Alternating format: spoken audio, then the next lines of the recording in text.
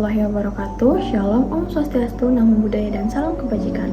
Perkenalkan, nama saya Anissa Denak Media Putri dengan NIM 23110160065. Pada kesempatan kali ini, saya akan membahas mengenai Undang-Undang Nomor 44 Tahun 2009 mengenai rumah sakit. Adapun video ini saya buat adalah untuk memenuhi tugas pengganti ujian tengah semester yang diberikan oleh Ibu Sumarti SKMM Kesmars.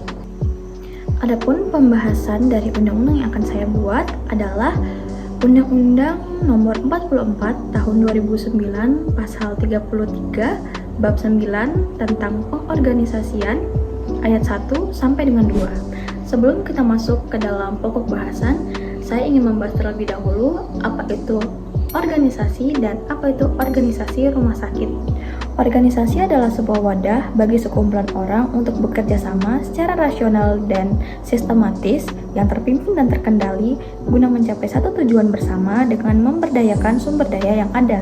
Sedangkan organisasi rumah sakit adalah susunan struktural yang ada di rumah sakit guna mencapai satu tujuan, yaitu mengelola dan juga memonitoring hal-hal yang terdapat di rumah sakit tersebut.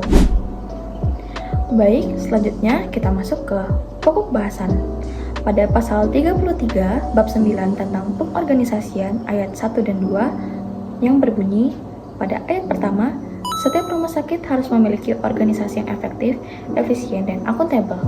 Maksud dari ayat tersebut adalah organisasi rumah sakit yang disusun dengan tujuan untuk mencapai visi dan misi rumah sakit harus bekerja dengan asas tata kelola rumah sakit yang baik atau good corporate governance dan juga tata kelola klinis yang baik atau good clinical governance. Nah, dalam good corporate governance ada 5 aspek yang harus dipenuhi. Yang pertama, aspek transparansi. Transparansi adalah keterbukaan informasi, baik dalam menerima informasi tersebut ataupun dalam menyampaikan informasi tersebut. Yang kedua, ada aksesibilitas. Aksesibilitas adalah kejadian yang terkait antara fungsi, struktur, dan pertanggungjawaban suatu lembaga. Yang ketiga, ada tanggung jawab. Tanggung jawab merupakan suatu bentuk yang selaras antara kepatuhan dengan lembaga, juga pengelolaan terhadap prinsip korporasi.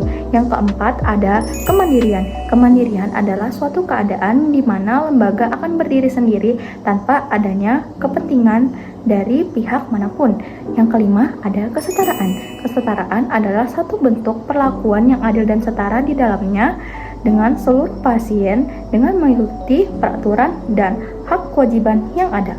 Nah, dalam good clinical government juga ada beberapa aspek yang harus dipenuhi loh. Yang pertama ada pelibatan pasien dan juga masyarakat.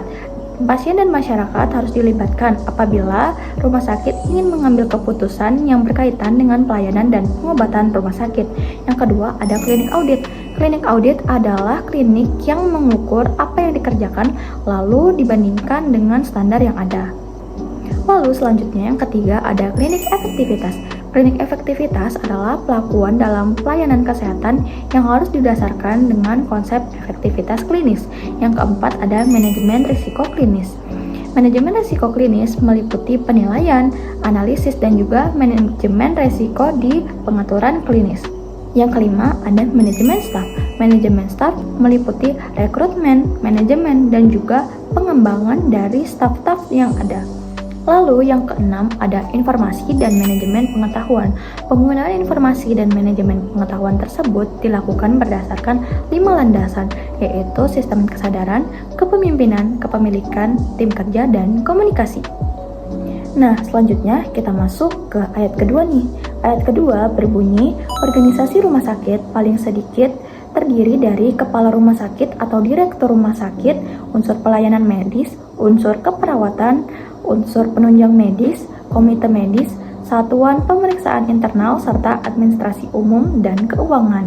Nah, organisasi tersebut adalah organisasi yang harus dimiliki suatu rumah sakit guna mewujudkan tujuan-tujuan yang sudah saya jelaskan di ayat pertama tadi. Nah, adapun struktur-struktur organisasi tersebut memiliki fungsinya masing-masing yang akan saya jelaskan sebagai berikut. Yang pertama, ada fungsi kepala rumah sakit atau direktur rumah sakit. Fungsi kepala rumah sakit adalah memimpin, menetapkan suatu kebijakan, membina, mengkoordinasikan, serta mengawasi dan melakukan pengendalian terhadap pelaksanaan tugas di rumah sakit. Yang kedua, ada pelayan medis. Pelayanan medis dan juga keperawatan itu sama-sama memiliki tugas, yaitu melayani dan juga mengobati pasien. Yang ketiga ada unsur penunjang medis. Nah, unsur penunjang medis ini lebih ke untuk menjalankan tugas-tugas fasilitas-fasilitas yang ada di rumah sakit guna menunjang tugas-tugas perawat dan juga pelayanan medis. Lalu selanjutnya ada komite medis. Komite medis itu lebih mengatur ke profesionalisme petugas-petugas yang ada di rumah sakit. Lalu untuk satuan pemeriksa internal yang selanjutnya disebut SPI adalah unsur organisasi di rumah sakit yang bertugas untuk melakukan pemeriksaan melalui pemeriksaan kinerja internal yang ada di rumah sakit. Yang terakhir adalah administrasi. Seperti yang kita tahu, administrasi memiliki tugas mengenai administrasi atau mengenai keuangan yang ada di suatu rumah sakit tersebut. Nah, itu tadi pembahasan saya mengenai Undang-Undang Nomor 44 Tahun 2019 Pasal 33 Ayat 1 dan 2 Bab 9 mengenai pengorganisasian. Kurang dan lebihnya saya mohon maaf. Wassalamualaikum warahmatullahi wabarakatuh.